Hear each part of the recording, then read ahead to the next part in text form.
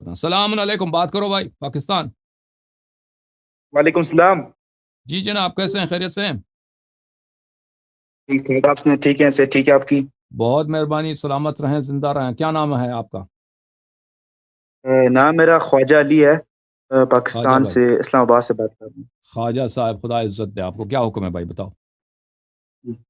سوال میرا کچھ اس طرح کا ہے کہ رجال کشی میں یہ بات مذکور ہے کہ مولا علی کی طرف سے یہ بات منسوب ہے کہ آپ فرماتے ہیں کہ میں خلاف شریعت کام کا بھی دیکھتا ہوں نا، تو مجھے آگ کو چلانے کا دل کرتا ہے، لگتا ہے کہ میں اس کو جو نا وہ آگ پکڑوں اور اس کام کو ختم کر دوں۔ سمجھائیے؟ میں خلاف شریعت بات دیکھتا ہوں تو آگ پکڑ کر اس کو ختم کرنا چاہتا ہوں۔ جی، تو سوال یہ پیدا ہوتا ہے کہ جب حضرت عمر کے بارے میں یہ بات مذکور کی جاتی ہے کہ حضرت فاطمہ کا جو ہے نا ان کو دروازہ ان پر مارا، تو اس وقت مولا علی کی غیرت کہاں پر تھی؟ اس وقت تو کچھ نہیں کہا ان کو۔ جی ہاں، تو اس کا جواب بہت دفعہ دے چکے ہیں، پھر ایک دفعہ مزید جواب دیتے ہیں نا، آپ سن لیجیے۔ بہت مہربانی آپ کی، ٹھیک ہے، خدا حافظ۔ اوکے، جواب دیتے ہیں، ایک منٹ میں کتاب لے کے آؤں۔ عزیزو، یہ کتاب ہے سقیم مسلم، صحیح مسلم، تالیف حافظ ابو الحسین مسلم بن الحجاج القشیری نیشابوری، چاپ دار الفکر، بیروت لبنان میں، سنہ 2010 میں بیروت لبنان میں یہ کتاب چھپی ہے۔ یہاں پہ ملاحظہ فرمائیے، باب طاعت الامراء وان منعوا الحقوق۔ امراء، حکام وقت کی طاعت واجب ہے، اگرچہ وہ آپ پہ ظلم کریں، آپ کے حق کو منع کر دیں۔ یہ حدیث دیکھیے، یہ روایت ہے حذیفہ ابن الیمان رضی اللہ تعالی عنہ سے۔ رسول اللہ صلی اللہ علیہ وآلہ وسلم نے فرمایا، یکون بعدی ائمۃ لا یہتدون بہداہ، میرے بعد جو خلفاء آئیں گے، جو امراء آئیں گے، ان کی حالت یہ ہوگی کہ وہ میری ہدایت پہ نہیں ہوں گے، میری جو ہدایت ہے وہ میری ہدایت پہ نہیں ہوں گے، ولا یستنون بسنتی، اور وہ میری سنت کی بھی اقتداء نہیں کریں گے، نہ میری ہدایت پہ، نہ میری دین پہ، نہ میری سنت پہ ہوں گے، پکے کافر، ٹھیک ہے نا۔ وَسَيَقُومُ فِيهِمْ رِجَالٌ، اور ان میں سے ایسے بھی خلفاء ہوں گے، ایسے عمراء بھی ہوں گے، قلوبہم قلوب الشیاطین فی جثمان انس، کہ ان کی روح جو ہے شیطان کی روح ہوگی، روح انسان کی، شکل حلیہ انسان کی، روح نفس پرسنالٹی ابلیس۔ یعنی کیسے؟ میرے بعد ایسے خلفاء آئیں گے، جو خلفاء آئیں گے وہ کیا ہوں گے؟ ہاں، بظاہر انسان، حقیقت میں شیطان۔ یعنی شیطان اگر انسانی روپ میں آ جائے تو آپ میرے بعد جو خلفاء ہوں گے ان کو دیکھ لیجیے، ٹھیک ہے نا۔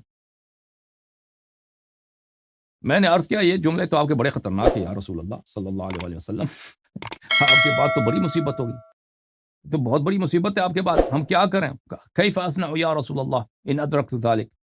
حذیفہ نے عرض کیا، یا رسول اللہ، میں اس زمانے میں کیا کروں؟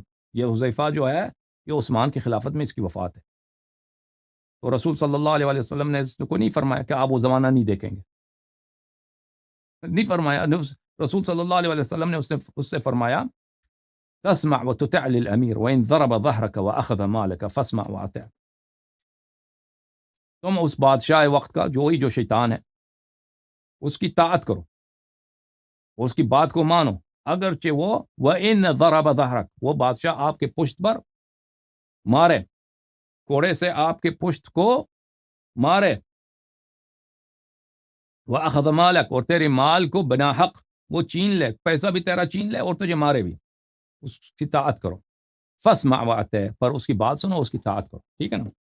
تو تمہارے مولوی جو یہ سناتے ہیں کہ امیر المؤمنین علیہ الصلاۃ والسلام اس وقت جب حضرت زہرا سلام اللہ علیہا پہ حملہ ہوا تھا، اس وقت انہوں نے کیوں جہاد نہیں کیا؟ تو ان کو یہ جواب ہے ہمارا کہ جب تمہاری اپنی کتب میں یہ ہے کہ اسلام کا حکم یہ ہے کہ خلیفہ آپ کو مارے بھی، آپ کا مال بھی چھینے، وہ شیطان بھی ہو، اتنا بھی ایمان کافر، نہ ہدایت پر ہے، نہ سنت پر ہے، نہ دین پر ہے، اتنا پکا کافر کہ ظاہر میں وہ انسان ہے، حقیقت میں وہ شیطان ہے، ابلیس ہے، ٹھیک ہے نا۔ اور ہمارا عقیدہ بھی یہی ہے، خلفائے ثلاثہ کے متعلق ہمارا عقیدہ یہی ہے جو مسلم میں ہے، ٹھیک ہے نا۔ ٹھیک ہے، یہ ہو تم نے جب رسول پاک صلی اللہ علیہ وسلم کا ایک حکم نقل کیا ہے، وہ آپ پہ ظلم بھی کریں تو اس کی اطاعت کرو، اس کی بات سنو. ہم تو نہیں کہتے اس کی بات سنو طاعت کرو، ہم تو کہتے ہیں اگر طاقت نہ ہو تو تقیہ واجب ہے، اس کے خلاف جہاد نہ کرو، ہم یہ کہتے ہیں. اچھا، ہمارے نزدیک جو روایت ہے ملاحظہ فرمائیے کہ امیر المؤمنین علیہ الصلوۃ والسلام نے کیا کام کیا. ملاحظہ فرمائیے عزیزو، یہ کتاب ہے کتاب سلیم بن قیس ہلالی رحمہ اللہ، جز نمبر ثانی، شاپ قم مقدسہ. یہاں پر یہ حدیث ہے، حدیث نمبر 48، 48واں حدیث. اس حدیث میں تفصیل ہے کہ عمر نے جب حملہ کیا تھا حضرت زہرا سلام اللہ علیہا کے گھر پر، تو امیر المؤمنین علیہ السلام نے کیا کیا تھا. فوثب علی بن ابی طالب علیہ السلام، علی بن ابی طالب علیہ السلام اچھل پڑے. فاخذ بتلابیب عمر، امیر المؤمنین علیہ السلام نے عمر کی کمر، جو ناڑا کی جگہ ہوتے ہیں، ناڑا، اچھا، یہ وہاں سے پکڑ لیا. ثم حزہ، پھر اس کو عمر کو اٹھایا، پھر دے مارا زمین پر. فصرعہ، دے مارا اس کو زمین پر. ووجع انفہ ورقبتہ، اور اس کے ناک پہ، اب کس طرح وار کیا، تپڑ مارا، مکہ مارا سلام اللہ علیہ، اس کے ناک پر اور اس کے گردن پہ وار فرمایا. وہم بقتلہ فذکر قول رسول اللہ صلی اللہ علیہ وآلہ ما اوصى به من الصبر والطاعہ. امیر المؤمنین علیہ السلام عمر کو قتل کرتے، لیکن ان کو یاد تھا رسول پاک صلی اللہ علیہ وآلہ وسلم کا فرمان کہ فرمایا تھا کہ صبر کرو اور ان کے ساتھ جہاد نہ کرنا ان لوگوں کو.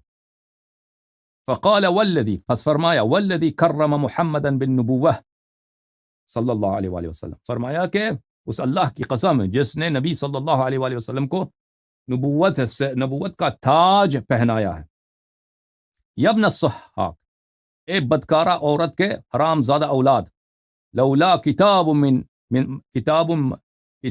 سبق، اگر اللہ کی جانب سے مجھے اللہ کی جانب سے مجھے لیٹر ریٹن آرڈر نہ آتا، اللہ کی جانب سے ریٹن آرڈر نہ آتا، لعلمت انک لا تدخل بیتی، اللہ کی جانب سے میں سے عہد نہ لیا ہوا تھا تو آج سیکھ جاتا، میں تجھے سبق سکھاتا کہ تو میرے گھر میں کبھی داخل نہیں ہو سکتا.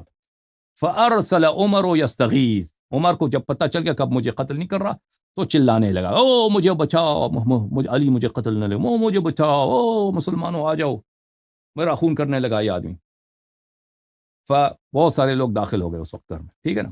یہ تھا کہ امیر المؤمنین علیہ السلام کا ایک عہد تھا کہ انہوں نے قتل نہیں کرنا ہے اس کو. رسول اللہ صلی اللہ علیہ وسلم سے ایک وعدہ تھا کہ اگر ان کے پاس انصار نہ ہوں تو وہ جہاد نہ کریں. ٹھیک ہے بھائی، یہ تھا